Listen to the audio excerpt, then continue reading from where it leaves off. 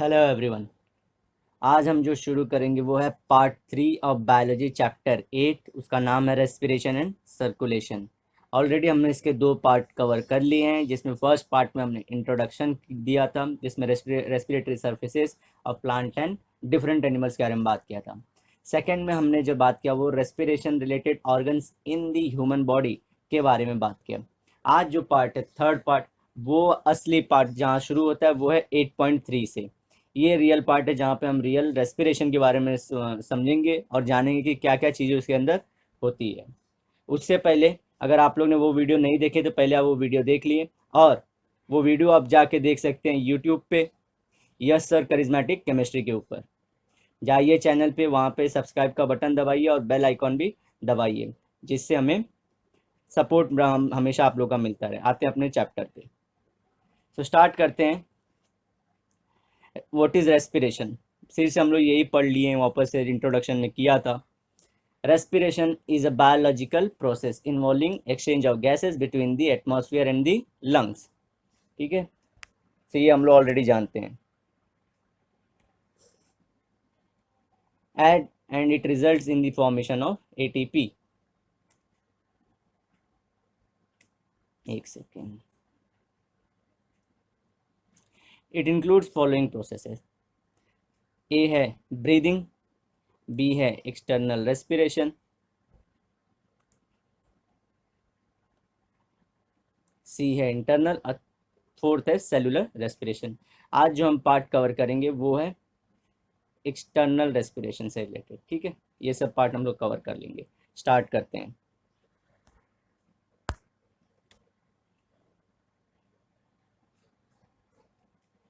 Inspiration and expiration.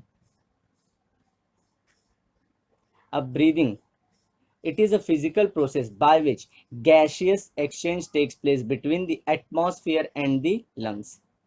सो जो gases हैं outside atmosphere में, जैसे कि O2, इसके अलावा हम लोग और गैसें भी इनहेल करते हैं, लेकिन हम लोग रेस्पिरेशन पढ़ रहे हैं तो ऑक्सीजन हमारा मेन सेंट्रिक मॉलिक्यूल है। ठीक है, अदरवाइज और सारी गैसेस भी हम इनहेल करते हैं।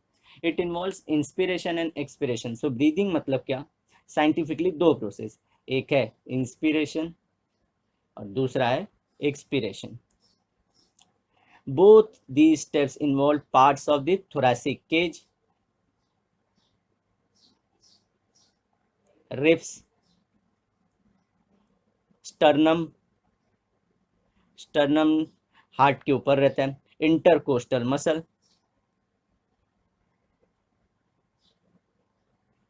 And muscle of diaphragm. तो इन सब सारी चीजें, नियरली 5 ऑर्गन काम करते हैं इसमें, जिसमें thoracic cage, the rib, sternum and intercostal muscle and diaphragm. अभी स्टार्ट करते हैं इंस्पिरेशन से। अच्छा, उससे पहले आप इंटरकोस्टल मसल देख लीजिए, जैसे कि यहाँ पे डायग्राम दिया गया ऑलरेडी। ये हमारा स्टर्नम है,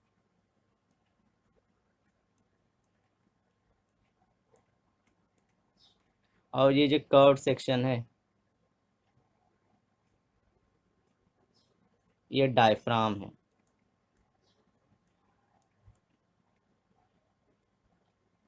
ये सब पूरा थोरैसिक केज है, और ये रिब्स हैं। सो 1 2 स्टर्नम, डायफ्राम 3 एंड रिब्स 4। अब बचा पांचवा, जिसे बोलते हैं इंटरकोस्टल मसल। ये इंपॉर्टेंट है।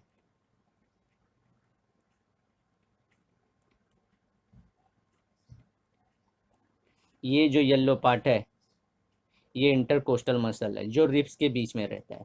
सो इन 5 चीज़ों का इन्वॉल्वमेंट रहता है ब्रीदिंग करने के अंदर। एक बार इंटरकोस्टल मसल को देख लीजिए कि इंपॉर्टेंट है, आपको लाइफ लॉन्ग याद रहना चाहिए चीज। इस तरह से कुछ जो दिखता है, अगर आपका ये रिब है वाइट वाला, तो ये जो रेड वाले हैं वो इंटरकोस्टल मसल है, और ये है एग्जाम्पल इंटरकोस्टल मसल का। ऐसे एक्सटर्नल इंटरकोस्टल मसल भी होते हैं, और इंटर इंट्रा कोस्टल मसल भी होता है। Intra inter coastal muscle. ठीक है, तो ये ध्यान रखेंगे आप।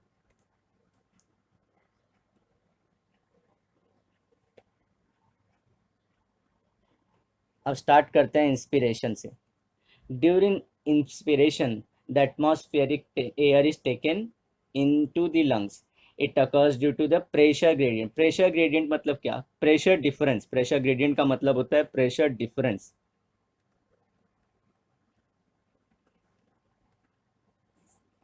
जैसे कि अगर एक हाइट पे ऐसा स्लोप है, यहाँ पे से स्टोन को अगर छोड़ दिया जाए तो स्टोन नीचे की तरफ ट्रैवल करेगा, तो यहाँ पे क्या है, ग्रेडियंट बोलते हैं, स्लोप ग्रेडियंट। ऐसे प्रेशर में समझिए ये बैरियर है, यहाँ पे प्रेशर एक साइड लेफ्ट हैंड साइड पे प्रेशर ज़्यादा है और राइट हैंड साइड पे प्रेशर कम है। सो यहाँ से प्रेशर शिफ्ट होगा राइट से लेफ्ट से राइट की तरफ।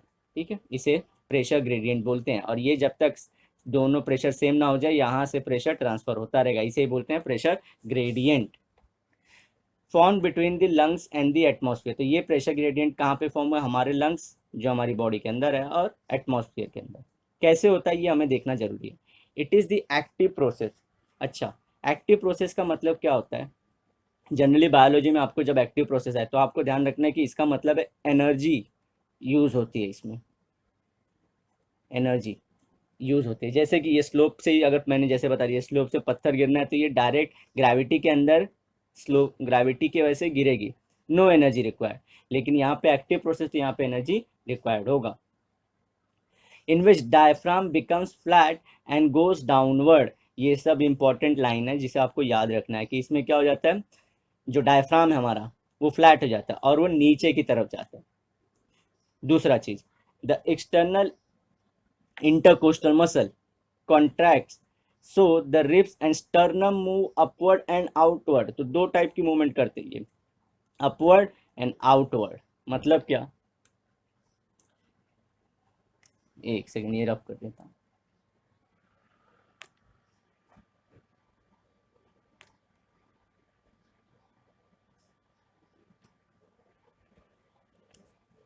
ये जो हमारा डायफ्राम है ये नीचे की तरफ जाता है, वहीं जो इंटरकोस्टल मसल है वो रिब को ऊपर की तरफ खींचता है और बाहर की तरफ ढकेलता है। तो रियल में स्ट्रक्चर कैसा, अगर साइड से हम लोग देख रहे हैं तो ये समझिए ऐसा है। यहाँ पे डायफ्राम, जैसे ही ये डायफ्राम अगर ये, और यहाँ पे रिब्स हैं हमारे, तो जैसे ही ये नीचे जाता है तो ये डाउनवर्ड पुश होगा तो यहाँ पे आ जाएगा हमारा ये, और रिब केज ऐसे होके ऊपर की तरफ से ऐसे हो जाएगा। ठीक है, तो जो पहले फ्लैट दिख रहा था यहाँ पे बहुत सारा कैविटी फॉर्म हो जाएगा। कौन से दो मूवमेंट की वजह से? रिब के अपवर्ड और आउटवर्ड। सो ये ऊपर की तरफ गया और बाहर की तरफ भी गया, और हमारा वहीं पे डायफ्राम नीचे की तरफ गया। सो दो movement. This leads to increase in the thoracic volume. Thoracic volume मतलब क्या? पहले सिर्फ ऐसे था, फ्लैट सा था, अब क्या हो गया, उसके आउटवर्ड एंड अपवर्ड मूवमेंट की वजह से बहुत सारा एरिया खाली है, स्पेस बन गया, स्पेस। ठीक है, and decrease in pressure of thorax. तो आपको मालूम है P is inversely proportional to V, जहां आप लोगों ने PV इक्वल्स टू NRT वाला फॉर्मूला जहां पे देखा रहेगा। ठीक है, तो ये लॉ अपने को पता है। तो वॉल्यूम अगर ज़्यादा हो गई तो प्रेशर क्या हो जाएगा, कम हो जाएगा। So and decrease in the pressure, तो प्रेशर कम हो जाता है। कहाँ पे? लंग्स के अंदर ये सब हो रहा है।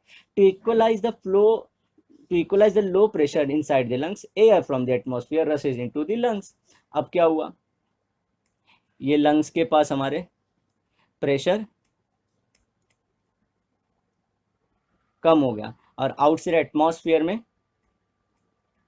ज़्यादा है, सो एयर रश करेगी अंदर की तरफ। तो ये हमारा एक प्रोसेस हुआ जिसको बोलते हैं इंस्पिरेशन। तो ये प्रोसेस का नाम हो जाएगा इंस्पिरेशन। खत्म हो गया हमारा। सिर्फ आप में इसको सिर्फ दो टाइप की मूवमेंट याद रखना है कि हमको बहुत सारा जगह बनाना है। तो बहुत सारा जगह कैसे पॉसिबल है कि हमारा डायफ्राम नीचे जाए और जो रिब है वो इंटरकोस्टल मसल की हेल्प से ऊपर और बाहर की तरफ जाए। तो उसी को बोलते हैं अपवर्ड एंड आउटवर्ड, दोनों तरफ की मूवमेंट, तो इससे ये स्ट्रक्चर बड़ा दिखेगा।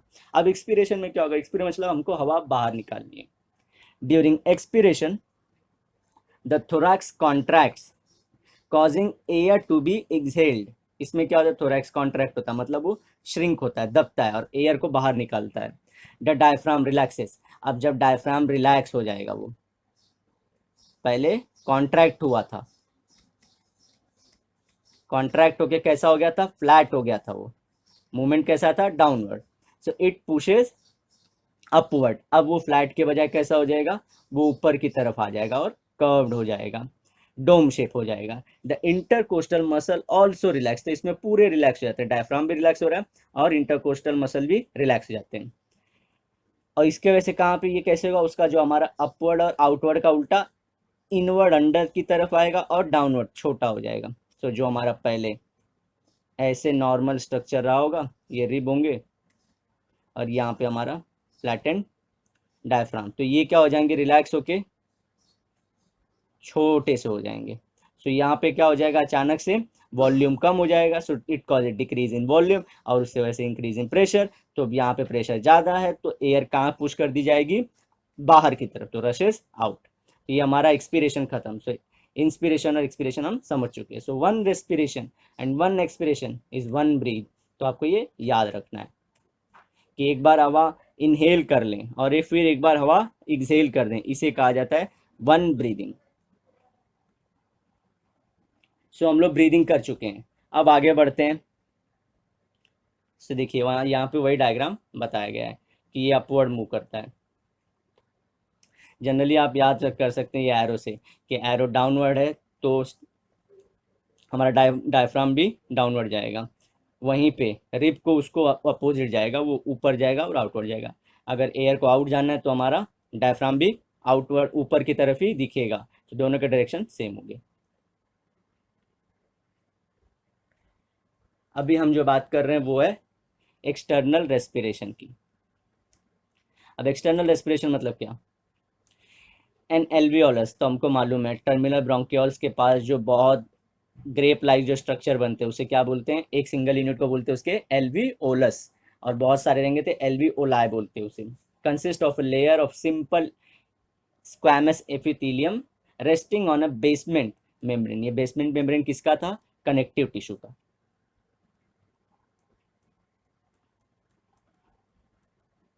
कनेक्टिव टिश्यू का कहने का मतलब क्या है, अगर ये सेल है, स्क्वैमस एपिथेलियम सेल है जो ऐसा गोल गोल गोल गोल गोल गोल रहता है,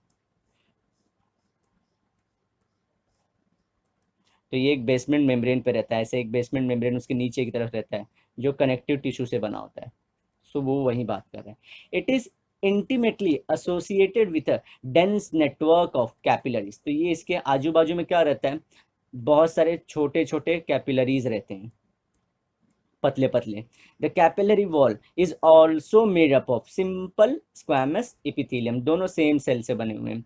ये भी सिंपल स्क्वैमस एपिथेलियम सेल से बना है, एल्वियोलस का भी वॉल और हमारे कैपिलरी का वॉल भी सिंपल स्क्वैमस एपिथेलियम सेल से बना हुआ है।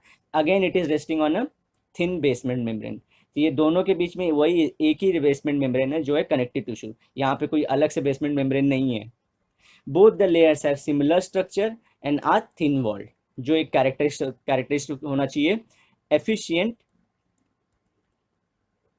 रेस्पिरेशन के लिए, कि रेस्पिरेटरी सरफेसेस थिन वॉल्ड होने चाहिए, तो ये वो क्राइटेरिया फुलफिल करता है। Together the makeup the respiratory membrane, अगर हम लोग एल्वियोलस के मेम्ब्रेन को ले लें, कनेक्टिव टिश्यू को ले लें, प्लस जो मेम्ब्रेन है सिंपल एपिथेलियम ऑफ कैपिलरी को भी ले लें, तो ये टुगेदर कहा जाता है रेस्पिरेटरी मेम्ब्रेन।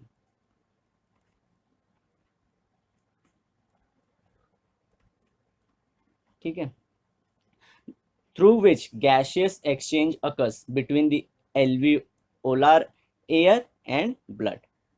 ठीक है, ब्रीदिंग में हमारा गैसेस एक्सचेंज किसके बीच में ले रहा था, outer atmosphere and the lungs, यहाँ पे किसके बीच में है, एल्वियोलस के बीच में और कैपिलरीज के बीच में। ठीक है,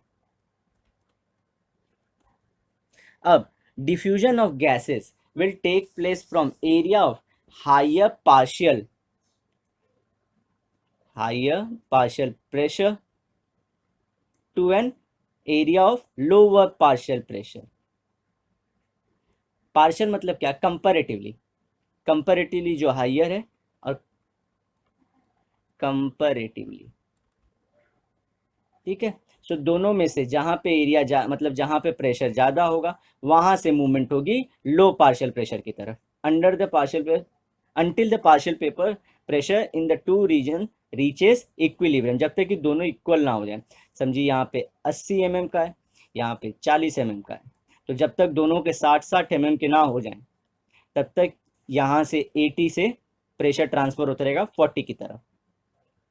the partial pressure of carbon dioxide, ध्यान से ये सब सुनते रहेंगे हम लोग, carbon dioxide of blood entering the pulmonary capillaries is 45 mmHg, तो मिलीमीटर ऑफ मर्क्यूरी बोलते हैं इसे। और प्रेशर मेजर करने की ये एक यूनिट है, मेजरिंग यूनिट है, ठीक है। The partial pressure of carbon dioxide of blood entering the pulmonary capillaries is 45 mmHg, while partial pressure of carbon dioxide, same carbon dioxide again in alveolar air is 40 mmHg. So हमारा जो alveolus है जो round है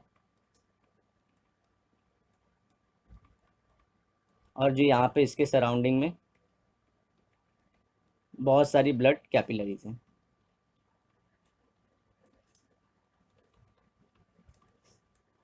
इसके अंदर है pressure 45 mm of Hg और हमारे एल्वियोलस के अंदर है pressure 40 mm of Hg, mercury बोल सकते हैं।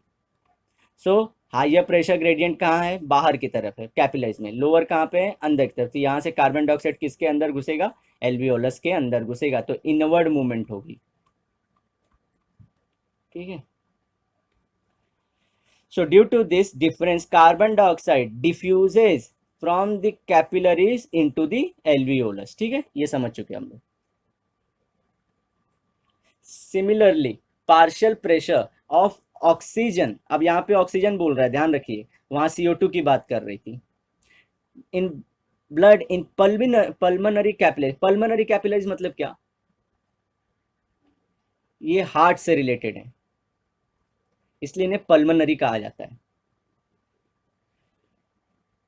is 40 mm of Hg, while in alveolar blood it is 104 mm of Hg।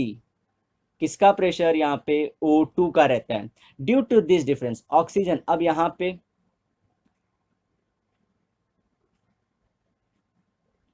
अब केस चेंज होगा, यहाँ पे 104 है, अब बाहर की तरफ 40 है, सो मूवमेंट कैसी होगी, आउटवर्ड। और कौन बाहर आएगा, ऑक्सीजन। अब पहले केस में कौन अंदर जा रहा था, कार्बन डाइऑक्साइड।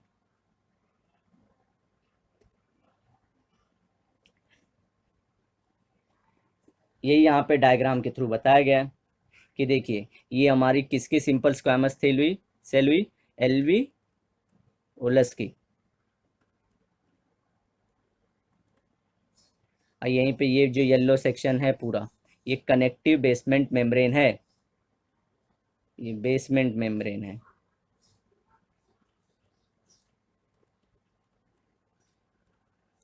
और ये हमारी वॉल हुई पल्मोनरी कैपिलरीज की।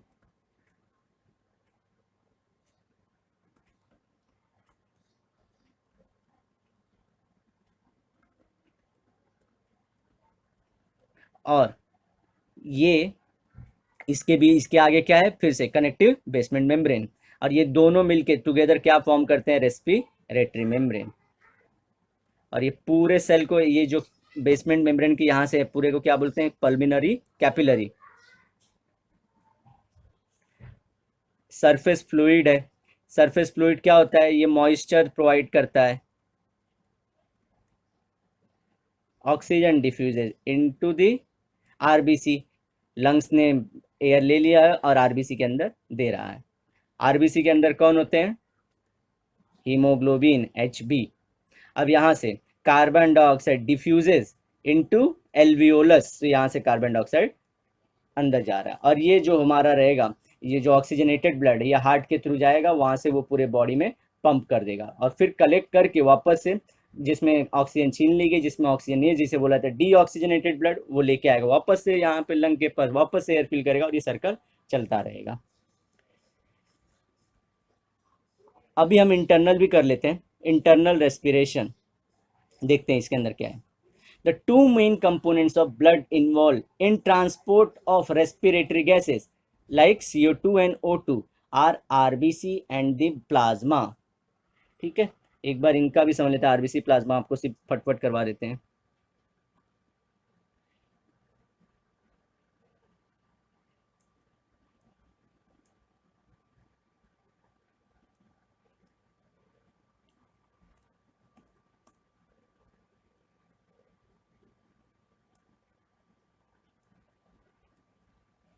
ये हमारा एक ब्लड वेसल है,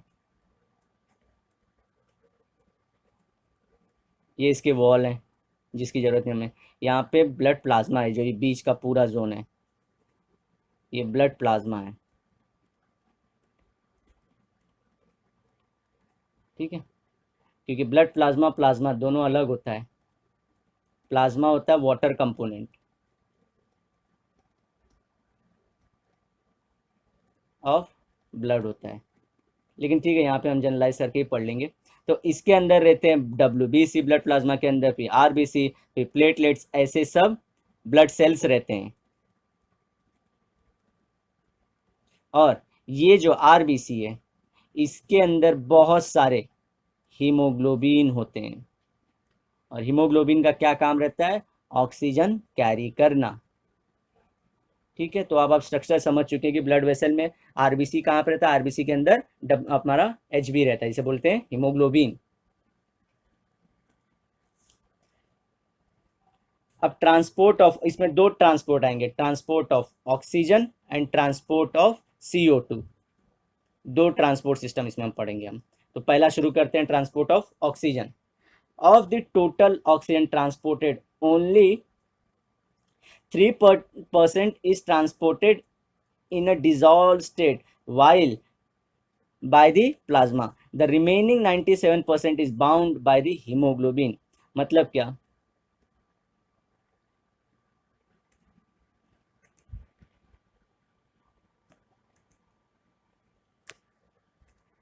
अब ये जो आरबीसी है, इसके अंदर का जो हीमोग्लोबिन है, ऐसे 97%, अगर पूरे बॉडी में 100% ऑक्सीजन एंटर कर रहा है, तो उसमें से 97% HB से बाइंड करता है, हीमोग्लोबिन से। बाकी का 3% जो बचा है, वो ये प्लाज्मा के जो येलो लिक्विड दिख रहा है, इसके अंदर डिफ्यूज हो जाता है, डिजॉल्व हो जाता है।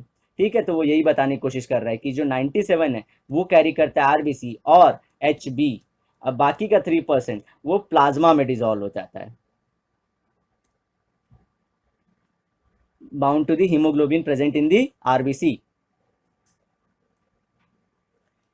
Hemoglobin acts as a respiratory carrier। Important line है, रेस्पिरेटरी कैरियर मतलब क्या? जो गैसेस रिस्पॉन्सिबल होती हैं रेस्पिरेशन के लिए, वो गैसेस कैरी करता है, जैसे कि O2 एंड CO2। अच्छा, आपको अब भी बता दूं, HP जो हीमोग्लोबिन है, वो O2 को भी बाइंड करता है, CO2 को भी बाइंड करता है, CO भी बाइंड करता है, और हाइड्रोजन या प्रोटॉन, हाइड्रोजन एटम और प्रोटॉन को भी बाइंड करता है। इसमें जो उसको सबसे ज़्यादा प्यार रहता है, सबसे ज़्यादा जिसको लिए उसकी एफिनिटी रहती है, वो होती है ऑक्सीजन। ऑक्सीजन के लिए वो हमेशा तैयार रहता है, उसे एक्सेप्ट करने के लिए हमेशा रेडी रहता है।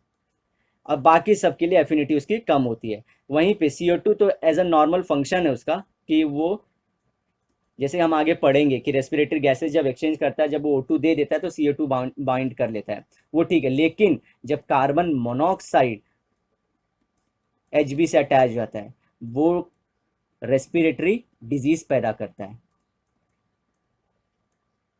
लंग डिजीज या लंग कैंसर, बहुत सारे डिजीज पैदा। Carbon monoxide is bad for Hb haemoglobin, तो ठीक है हमको ये याद रखना है। तो लेकिन हमको सिर्फ याद रखना है कि Hb बहुत सारे, हम आगे पढ़ेंगे भी, क्योंकि वो बहुत लोगों से बाइंड हो सकता है। O2 से भी बाइंड होगा, CO2 से भी होगा, CO से भी होगा, H+ से भी होता है। लेकिन जो उसके सबसे ज़्यादा एफिनिटी रहती है वो होती है उसके लिए ऑक्सीजन के पास। ठीक है, it has a high affinity for O2 and combines with it to form oxyhaemoglobin. Haemoglobin के पास जनरली उसका स्ट्रक्चर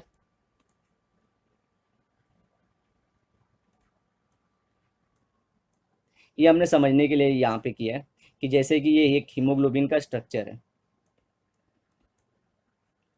उसके पास फेरस होता है उसके स्ट्रक्चर में, हीमोग्लोबिन के स्ट्रक्चर में फेरस एटम रहता है और ये बाइंड करता है O2 को। तो ऐसे 4 सेंटर होते हैं, 1 2 3 4।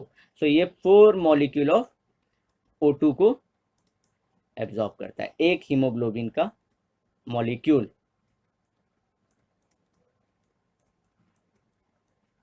और ये कहाँ किसके अंदर इंटर्न रहता है? आरबीसी के अंदर। कितने नंबर में? मिलियंस में रहता है एक आरबीसी के अंदर। ठीक है, तो हमको ये याद रखना है। और ये सब किसको अटैच होता है रियल में? हीमोग्लोबिन नहीं, वो किसको अटैच होता है? फेरस एटम को अटैच होता है। और जब वो हीमोग्लोबिन जब ऑक्सीजन से अटैच होता है उसे ऑक्सी हीमोग्लोबिन बोला जाता है। और वही हीमोग्लोबिन जब ऑक्सीजन छोड़ देता है और CO2 से बाइंड होता है तो उसे बोला जाता है, ऑक्सीजन जब छोड़ दे तो उसे बोलते हैं deoxy haemoglobin.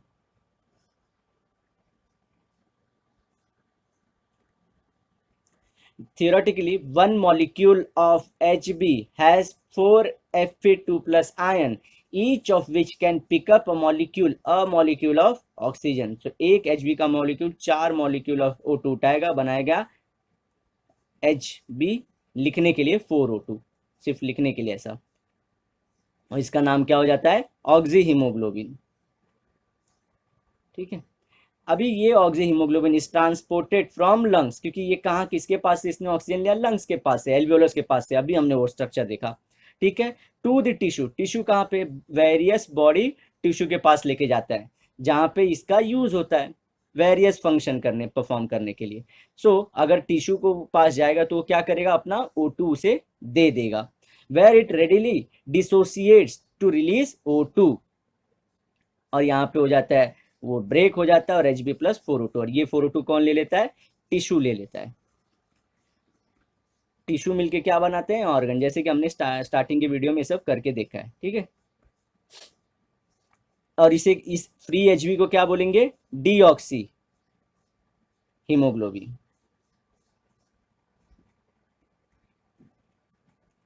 However, the degree of saturation of Hb with O2 depends upon the O2 tension. अब यहाँ से बहुत ध्यान से हम लोग को पढ़ना है, क्योंकि बहुत एक एक लाइन यहाँ से इंपॉर्टेंट स्टार्ट हो जाती है और एग्जाम में यहाँ से क्वेश्चन आने के चांसेस और ज़्यादा बढ़ जाते हैं। However, the degree of saturation of Hb with O2 depends upon the O2 tension. अब 2 लाइन या पार्शियल प्रेशर ऑफ O2 पढ़ेंगे इसे। अब ये कैसे हम समझेंगे?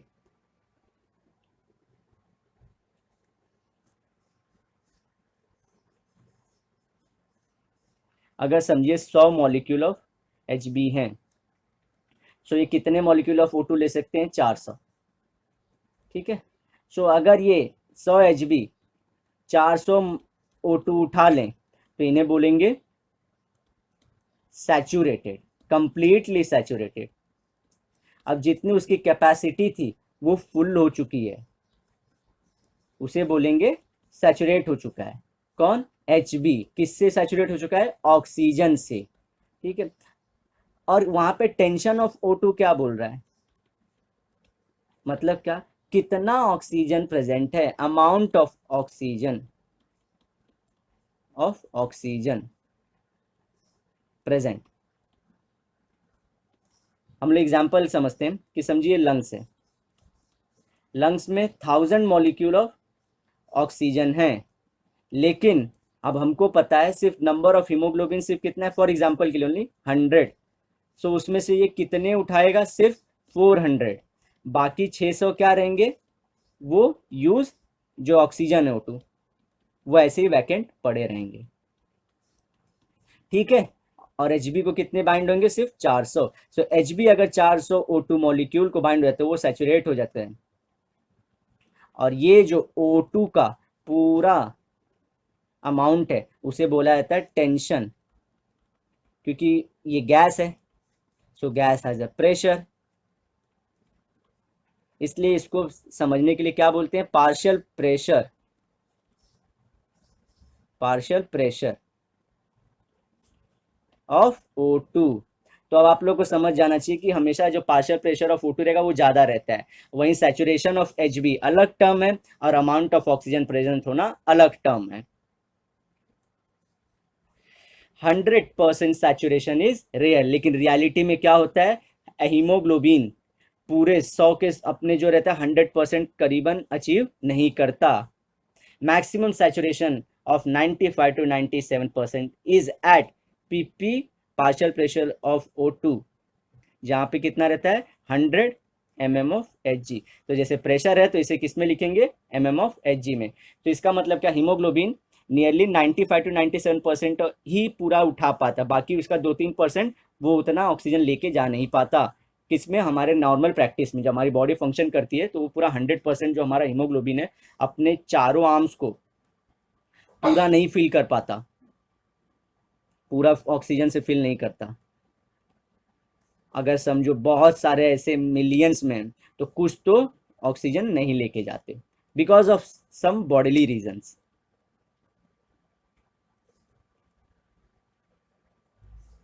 बॉडीली रीजंस जैसे हीट हुआ, पीएच हुआ, ये सब और अदर फैक्टर्स रहते हैं जो पूरा कंप्लीट 100% परफॉर्म करने नहीं देते, इसलिए वो 100% सैचुरेशन हमारा Hb नहीं अचीव कर पाता। वो मैक्सिमम कितना अचीव कर पाता है, 95 to 97%। और जब प्रेशर कितना रहता है O2 का, 100 mm, किसके टर्म में, Hg के टर्म में। The degree of saturation decreases with the drop in partial pressure of O2. This begins the dissociation of HbO2। और अगली लाइन है, एट 30 mm ऑफ Hg और partial pressure O2 only 50% saturation can be maintained. जब 30 mm रहेगा pressure PpO2 का तो सिर्फ 50% saturation रहेगी, किसकी, हमारे Hb की। किससे सैचुरेट है वो, ऑक्सीजन से। अच्छा, ये दोनों लाइन बहुत इंपॉर्टेंट है, इन लाइनों के बीच में एक्चुअल मीनिंग है। ठीक है, इसे देख लेते हैं।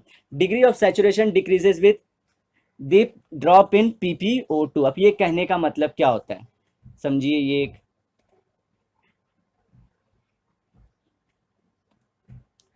ये ग्राफ है, इनका ये ग्राफ हमको पढ़ना ही पड़ेगा वैसे भी। तो यहाँ पे सैचुरेशन ऑफ Hb मेंशन करते हैं और यहाँ पे partial pressure of O2 mention करते हैं। सो यहाँ पे पार्शियल प्रेशर लिख लेते हैं 10, 20, 30, 40, 50, 60 सो ऑन करके 100 तक। और यहाँ पे भी सैचुरेशन परसेंट में 10, 20, 30, 40, 50, 60, 70, 80, 90 एंड 100। तो जनरली जब ये शेप बनता है तो ये बनता है सिग्मॉइड शेप का, जो कर्व बनता है। सिग्मॉइड मतलब क्या, ये क्योंकि एस शेप का है, जो कर्व है इसे सिग्मॉइड ग्राफ कहा जाता है। अब देखते हैं, अब ये ग्राफ समझ लेंगे तो हम अगला पूरा कुछ टर्म समझ पाएंगे। अगर प्रेशर 100 mm ऑफ Hg है यहाँ पे, तो हमने पढ़ा था कि वहां पे 95 to 97% सैचुरेशन रहता है, किसका, Hb का। सो ये ग्राफ हमने वो देख लिया। लेकिन अब क्या होता है, अगर बॉडी हमारी नॉर्मल रेस्ट पे है। सो उसमें क्या रहता है, रेस्ट में समझिए 30 पे है, ये 30 40 50, तो 50% पे रहती है। 30 का मतलब क्या है कि यहाँ पे बॉडी रेस्ट पे मैं सिर्फ ले रहा हूँ, बॉडी रेस्ट पे, तो उसको ऑक्सीजन की उतनी नीड नहीं होती है। ठीक है, लेकिन अगर वही मेरी बॉडी वर्क करना शुरू कर दे या एक्सरसाइज करना शुरू कर दे, तो क्या होता है, वहां का वो जो उसके प्लाज्मा में जो भी ऑक्सीजन था वो तो वो ले लेगा, प्लस जो आरबीसी के अंदर एचबी ने ऑक्सीजन बाइंड किया था वो उसे भी लेना शुरू कर देगा। कौन, जो मसल है, पार्ट ऑफ मसल जो एक्सरसाइज कर रहा था। ठीक है, सो जैसे ही मसल को एक्सरसाइज, तो वह एचबी का O2 छीनना शुरू कर देगा। तो इसके वजह से क्या होगा, अब एचबी यहाँ पे एक वॉरियर जैसा काम करता है कि अगर मसल को जरूरत है ऑक्सीजन की, तो वो अपना जो लव है ऑक्सीजन की तरफ वो तोड़ देता है और बोलता है मसल तू ले ले ऑक्सीजन। तो यहाँ पे क्या हो जाती है, जब वो वर्क ज्यादा कर रहा हमारा मसल, तो एफिनिटी ऑफ एच बी किसके टूवर्ड्स, O2 के टूवर्ड्स रिड्यूस हो जाती है। उसका जो लव है टूवर्ड्स ऑक्सीजन वो डिक्रीज रहता है, और वो ऑक्सीजन किसको देता है, वो मसल को, तू वर्क परफॉर्म कर रहा है तो तू ये ऑक्सीजन ले ले, और मसल वो ऑक्सीजन यूज कर लेता है। तो यहाँ पे क्या हुआ, लिटरली जब उसने एचबी ने O2 अपना दिया, तो यहाँ पे तोड़ा उसने अपने 4 बॉन्ड, जब उसने एचबी ने 4 O2 जोड़ के, एक सेकेंड,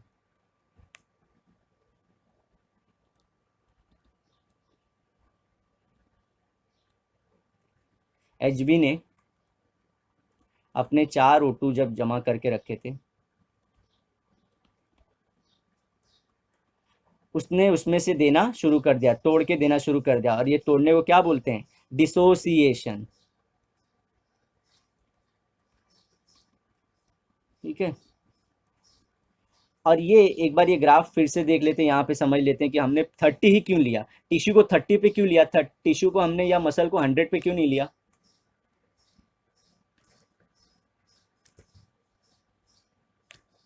नया ग्राफ बनाता हूँ, ये जो हमने ग्राफ था, यहाँ पे हमने नॉर्मल जो 100% पे प्रेशर पे था, 100 mm Hg पे, हमने यहाँ पे 97% सैचुरेशन दिखाया था। लेकिन जब मैंने टिश्यू का एग्जांपल लिया, तो टिश्यू को मैंने 30 प्रेशर ही लिया। ये क्यों लिया, क्यों मैंने 90 नहीं लिया, 100 क्यों नहीं लिया, क्योंकि अब हमको पता है कि 100 mm ऑफ Hg किसके पास मेंटेन होता है प्रेशर, इतना सारा ऑक्सीजन कहाँ पे रहता है, सिर्फ लंग्स के पास रहता है, उसके रीजन में रहता है।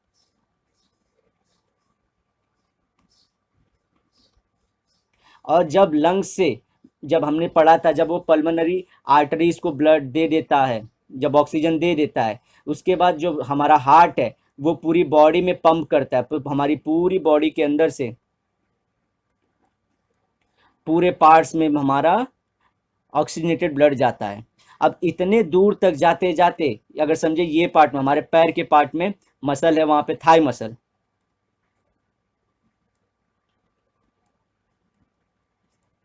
वहां पे पहुंचना है ब्लड को, तो वो क्या करता है, बीच में बहुत सारा ऑक्सीजन छोड़ते जाता है, क्योंकि वो खुद भी वर्क परफॉर्म करता है, उसको बहुत सारा रेजिस्टेंस मिलता है, और हमारा टिश्यू ऐसे काम करता है कि बाय एनर्जी देते देते देते ही आगे जाता है, क्योंकि जब रास्ते में आता है तो और लोगों को भी एनर्जी देते आता है। तो इसलिए अगर वहां पे स्टार्ट में लंग्स के पास, यहाँ लंग्स के पास अगर 100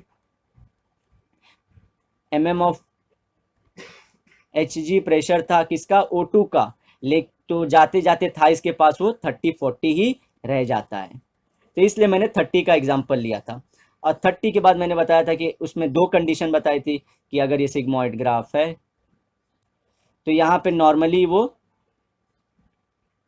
नॉर्मल अगर फंक्शन कर रहा था वो सेल, तो सिर्फ थोड़ा थोड़ा इतना ही शेड करेगा। लेकिन उतने ही प्रेशर में अगर उसे काम करना है, अगर 30 mm ऑफ PpO2 में ही काम करना है, तो इसमें शिफ्ट आएगा एक धीरे से, और इस शिफ्ट को बोला जाता है बोहर शिफ्ट या बोहर इफेक्ट। मतलब क्या, अब यही प्रेशर पे देखिए, जहाँ 30 थाई में सिर्फ 30 mm ऑफ हमारा ऑक्सीजन है, तो उस टाइम पे ये 10 था, यहाँ 0 था, 10, 20, 30, 40, 50, 97। सो नॉर्मली एट रेस्ट कितना था उसका, रेस्ट पे उसका रेड कलर से दिखा देता हूँ, 50% था। 50% सैचुरेटेड मतलब क्या, अगर एक हीमोग्लोबिन के पास 4 O2 हैं, तो उसने 2 O2 दे देता है नॉर्मली, बॉडी को इतना दे देता है, तो ये उसका सैचुरेशन 50% पे पहुंच जाता है। लेकिन वहीं पे मेरे थाई मसल ने एक्सरसाइज करना शुरू किया, या दौड़ना शुरू किया, या उसने कुछ ना कुछ वो एक्टिविटी करना शुरू किया, तो मेरे मसल को ऑक्सीजन की जरूरत ज्यादा थी। और यहाँ पे वॉरियर बन के आता है HB, वो अपने बचे हुए 2 में से 1 और डोनेट कर देता है, उसकी एफिनिटी और कम होगी, अब उसका सैचुरेशन भी और कम हो जाएगा। अब उसको दिखाते हैं ब्लू कलर से। सेम प्रेशर पे जो हमारा उतना ऑक्सीजन अवेलेबल था, सैचुरेशन सिर्फ 30%, क्योंकि उसने अपना एक और 4 में से पहले 2 रेड वाला तो दे दिया था उसने, एक उसने लास्ट O2 ये भी दे दिया। और एक्सरसाइज रहेगा, अगर वो ऐसा करेगा तो नहीं, तो क्या हो जाएगा, हमारी बॉडी का मसल ब्रेक हो जाएगा।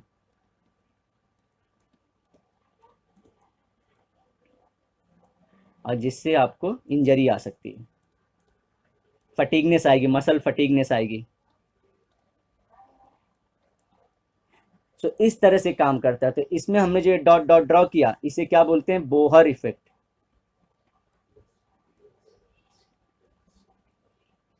फिर से एक बार सब रिवाइज कर लेते हैं कि एट 30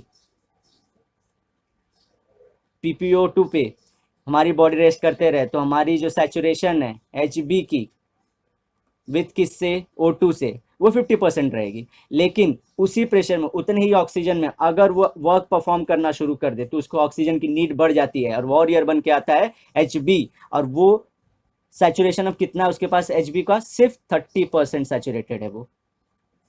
ठीक है, तो ये पूरा टर्म, और ये शिफ्ट किसने बताया कि ऐसा कौन होगा, वो बोहर ने बताया था, इसलिए उसको क्या बोलते हैं, बोहर इफेक्ट। अगर हमारे मसल को बिना फटीग हुए काम करना है, तो उसे बोहर इफेक्ट फॉलो करना ही पड़ेगा। ठीक है, अब एक और केस लेते हैं कि हमारी बॉडी ना चल रही है ना दौड़ रही है, अब वो हद से ज्यादा मतलब रेस्ट पे या तो सो रही है, तो यहाँ पे अलग सुन ड्रॉ करता हूँ ग्रीन से, अलग इफेक्ट आएगा, हेल्डेंस इफेक्ट। अब यहाँ पे देखिए, मैं ये लाइन ड्रॉ करता, सेम थाई मसल में ही जो सोई हुई है, अभी ना वर्क कर रही, ना चल रही है, ना दौड़ रही है। अब सैचुरेशन ज़्यादा है, 70% है। जब मैं चल रहा था, जब मतलब बॉडी नॉर्मल रेस्ट बोल रहा था कि सिर्फ कुछ बिना काम के, तो 50 था। और जब बॉडी बहुत ज़्यादा काम कर रही थी, 30% सैचुरेशन। और जब बॉडी काम ही नहीं कर रही, उसको कुछ ज़रूरत ही नहीं है, तो वो 70% है, मतलब बहुत ज़्यादा ऑक्सीजन होल्ड करके रखा है। सो ये कंडीशन जनरली कहाँ रहेगी। अब हम लोग एक पूरा समझ लेते हैं इसको नॉर्मल बॉडी फंक्शनिंग से। समझिए, ये लंग्स है, यहाँ लिख लेता हूँ, और ये हार्ट को इसने ब्लड दिया, हार्ट बॉडी में पंप कर रहा है, बॉडी से वेरियस ऑर्गन में, ऑर्गन से टिश्यूज में। अब स्टार्ट करते हैं। यहाँ पे saturation of HB with O2 क्या होगा, मैक्सिमम होगा, बहुत ज़्यादा होगा, क्योंकि अभी अभी तो उसने ऑक्सीजन लिया है। अब यहाँ से जाते जाते आगे जाते जाते जाते जाते क्या हो जाएगा, सैचुरेशन, जो सैचुरेट परसेंटेज में इसको दिखाते हैं, of HB with O2, 3 condition पे डिपेंड करता है कि कितना सैचुरेट होगा। अगर वो बॉडी नॉर्मल वर्क कर रहा है तो 50%, जैसा हमने एग्जांपल लिया था। अगर हाइपर वर्क कर रहा है, बहुत ज़्यादा एक्सरसाइज कर रहा है, थाइस की एक्सरसाइज कर रहा है, तो 70%, जो नहीं तो 30% सैचुरेटेड रहेगा। और एकदम सो रहा है, बहुत दिनों से कुछ नहीं किया उसने, तो 70 से 80% सैचुरेशन पे रहेगा। तो एकदम कम सैचुरेटेड कब रहता है? जब हाई इंटेंसिटी वर्क रहता है। मीडियम कम? नॉर्मल कंडीशन में। और एकदम मिनिमम कम जब बॉडी मैक्सिमम रेस्ट पे है। ठीक है, तो ये हमारा सैचुरेशन ऑफ एच बी। अब प्रेशर ऑफ O2 कहाँ पे ज़्यादा होगा? PPO2, partial pressure of O2 कहाँ पे ज़्यादा? लंग्स के पास होगा। 100 mm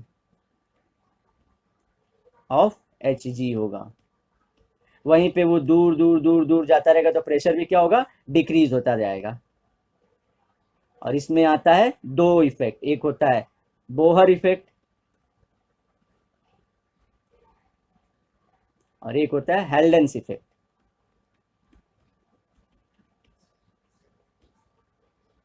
बोहर इफेक्ट क्या होता है? राइट शिफ्ट मारा था हमने ग्राफ में, हमारा जो ग्राफ था नॉर्मल ऐसा था, ये सिग्मॉइड था, तो ये देखिए राइट में जा रहा था, तो इसे राइट शिफ्ट कहा जाता है। ये कहाँ कौन से लेवल पे हो रहा था? टिश्यू लेवल के पास हो रहा था, यहाँ पे बोहर शिफ्ट दिख रहा था।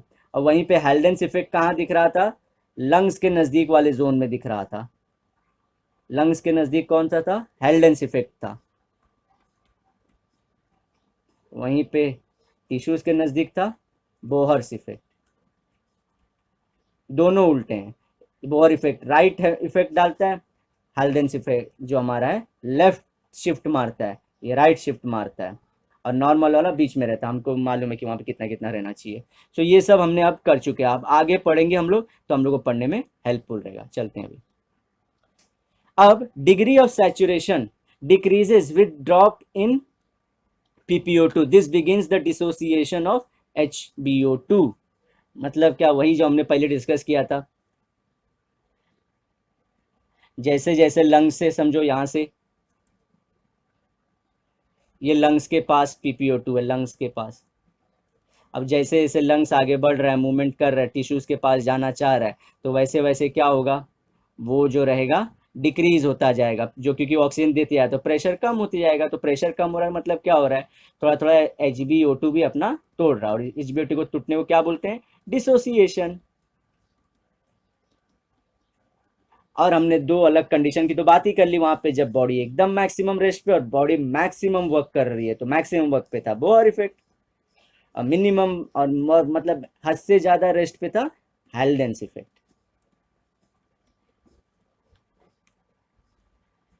तो डिग्री ऑफ सैचुरेशन HB का थोड़ा थोड़ा अपना O2 लॉस होता रहेगा with the drop in PPO2। तो ये ग्राफ में भी आप देख लीजिए,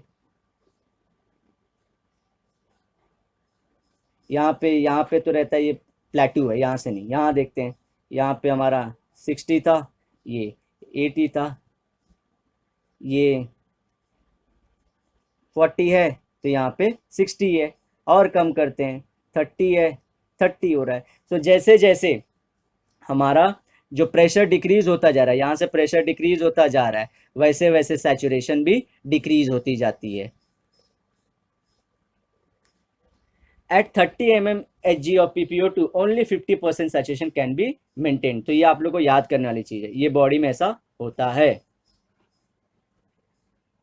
the relationship between HBO2 saturation, HBO2 का जो सैचुरेशन है और ऑक्सीजन का टेंशन है, उसे किसके द्वारा समझाया जा सकता है? उसे ऑक्सीजन डिसोसिएशन कर्व, बहुत इंपॉर्टेंट है ये, आपके सिलेबस में पहले इतना हाई नहीं था, लेकिन न्यू सिलेबस में आप लोग को ये सब चीजें डाला गया है।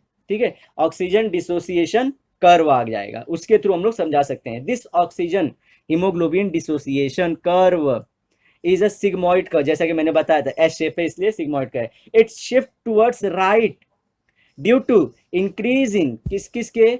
H plus concentration, increase in CO2 का pressure, rise in temperature, rise in diphosphoglycerate जो कहाँ बनता है हमारा? ग्लाइकोलिसिस में। And it lowers the affinity, और इसके इन सबों की वजह से क्या कर देता है? It lowers the affinity of haemoglobin. Affinity of haemoglobin मतलब क्यों? क्योंकि बोला था ना वॉरियर बन के आ जाता है, वो वाला सीन कि वॉरियर बन के आते कि उसके टिश्यू के पास हमारा ऑक्सीजन बहुत कम है, तो ये बोलता है ऑक्सीजन बाय बाय, पहले जाके तू मसल की हेल्प कर, तो ये अफिनिटी अपनी क्या करता है, अपना लव क्या करता है, गिरा देता है। ठीक है, अब ये हमको कंडीशन जानना है पहले, तुम क्या क्या इंक्रीज हो जाता है, H प्लस इंक्रीज हो जाता है, प्रेशर, किसका प्रेशर, CO2 का इंक्रीज हो जाता है। फिर क्या राइज होता है, फॉर्मेशन ऑफ DPG, 2,3-DPG का फॉर्मेशन डिक्रीज हो जाता है। ठीक है, और इसके वजह से शिफ्ट क्या हो जाता है, राइटवर्ड। अच्छा, H प्लस का कॉन्सेंट्रेशन कैसे बढ़ जाता है, ये एक बार देख लेते हैं हम लोग।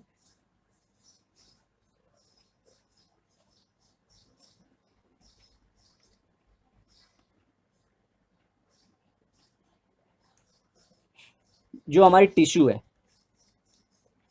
आप लोगों को पता है वो वर्क करती है, तो उसको वर्क करने के लिए भी क्या चाहिए, ऑक्सीजन। ऑक्सीजन यूज करके वो क्या करती है, CO2 बना के देती है।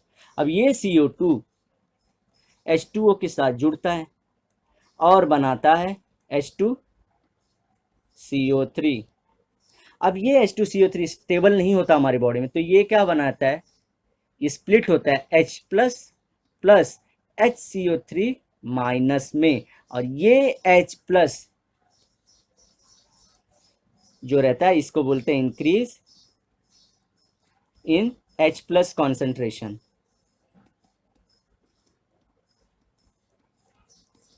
लेकिन पीएच क्या होगा, पीएच क्या होता है, डिक्रीज हो जाता है ना, क्योंकि आप पीएच का साइकिल पढ़े होंगे,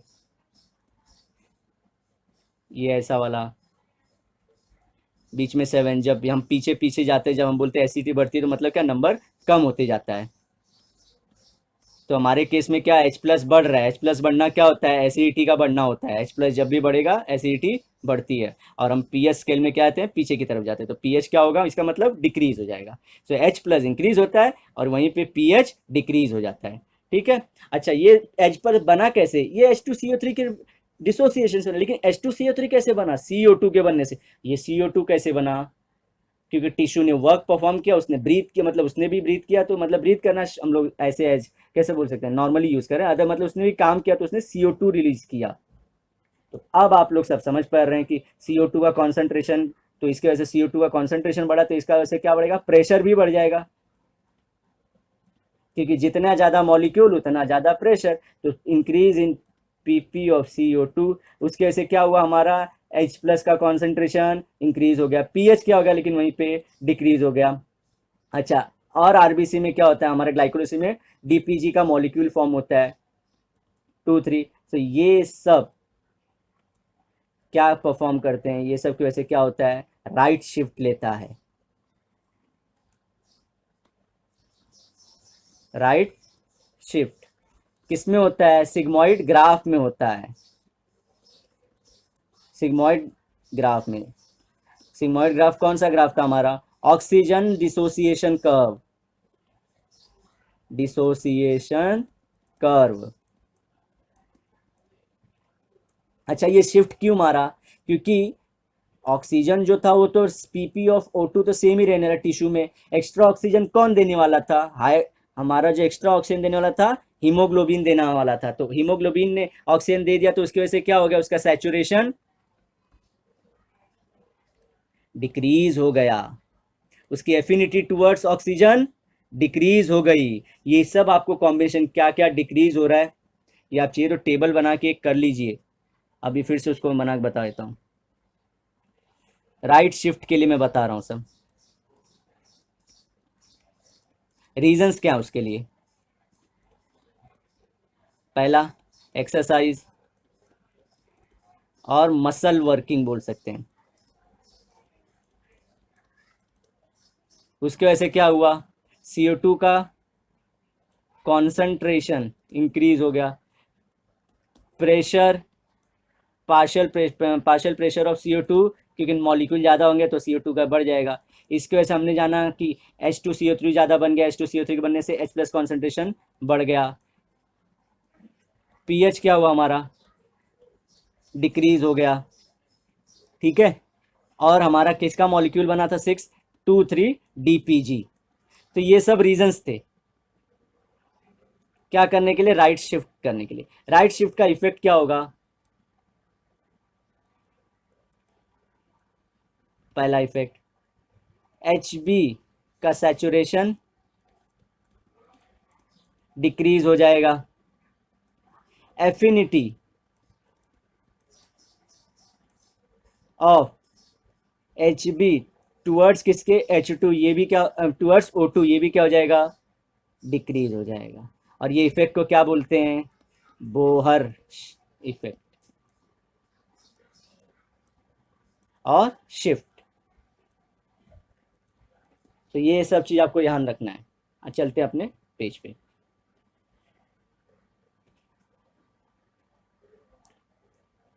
It is the shift of oxyhemoglobin dissociation curve due to change in the partial pressure of CO2 in the blood। तो समझ गए ये लाइन का मतलब, ब्लड में हमारा क्या CO2 बढ़ गया तो ऑक्सी हीमोग्लोबिन जिसके पास हमारा ऑक्सीजन था वो क्या होगा, टूटना शुरू होगा, डिसोसिएट होना शुरू हो गया। अब हल्डन इफेक्ट, इसके बारे में भी हम लोग पढ़ चुके हैं। Oxyhaemoglobin functions as an acid, it decreases the pH of the blood due to increase in the number of H plus ion। और ये कैसे हुआ, H2 और CO2 के वजह, ये हमने ये पढ़ चुका है, ठीक है। In the alveoli where PPO2 is high, PPO2 मतलब क्या, पार्शियल प्रेशर ऑफ ऑक्सीजन, क्योंकि एल्वियोली के पास ही सबसे ज्यादा ऑक्सीजन है, तो वो प्रेशर जो सबसे ज्यादा ऑक्सीजन तो मतलब क्या, सबसे ज्यादा मॉलिक्यूल है, सबसे ज्यादा मॉलिक्यूल मतलब बहुत ज्यादा हाई प्रेशर होगा। एंड वहीं पे जो पार्शियल प्रेशर ऑफ CO2 होगा वो क्या होगा, लो होगा, क्योंकि कार्बन डाइऑक्साइड वो तो सीधा बॉडी से बाहर फेंक रहा है। Oxygen binds with haemoglobin but in the tissue where PPO2 is low. Tissue के पास मतलब क्या, अब हम लोग कहाँ पे हैं, लंग के पास नहीं है, टिश्यू के पास है, वहां पे क्या लो होगा, वहां पे हमारा O2 लो होगा और वहीं पे CO2 ज्यादा होगा, क्योंकि टिश्यू ने वर्क परफॉर्म किया है। Haemoglobin does not hold as much O2, it releases O2 for diffusion into the tissue cell. तो वहां पे जो हीमोग्लोबिन है टिश्यू के पास है वो इतना ज्यादा O2 होल्ड नहीं करता, क्यों, क्योंकि वो दे देता है टिश्यू को, क्योंकि वो वर्क परफॉर्म करता है। तो ये हम लोग बार बार करके देख ही चुके हैं, ठीक है। सो ये सब पूरा हमारा बोहर इफेक्ट और हेल्डेंस इफेक्ट था। हेल्डेन इफेक्ट को भी मैंने आपको डिटेल में बताया कि लेफ्ट शिफ्ट कैसे मारता है, किसके पास होता है, तो ये सब मैंने बताया। अब हमारा वो जो पहला वाला पार्ट था वो था ट्रांसपोर्ट ऑफ O2 का लिए था। अब जो नेक्स्ट आता है वो आता है ट्रांसपोर्ट ऑफ CO2। ये हम कंटिन्यू करेंगे नेक्स्ट लेक्चर से। तो होपफुली आप लोग नेक्स्ट लेक्चर में भी अवेलेबल रहना, क्योंकि ये पार्ट बहुत इंपॉर्टेंट है, ठीक है। इसमें से मैक्सिमम क्वेश्चन आने के चांसेस हैं। और आप लोग अभी तक अगर ये वीडियो देख रहे हैं तो लाइक और सब्सक्राइब जरूर करना और लोगों में इसको शेयर भी करना, ठीक है। तब तक के लिए बाय।